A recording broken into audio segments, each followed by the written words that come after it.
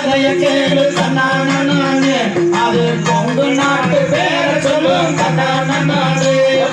கொஞ்சம் தமிழ் பேசுகின்ற தன்னானே இந்த கொங்கு நாட்டு சீமையில தன்னானே ஒரு தாராள வம்சமான தன்னானே அவன் கருவிலேயே நீரகடா தன்னானே அவள் மேலப்பாளைய எல்லையில தன்னானே அவன் சிங்கம் போல வாழ்ந்தவன்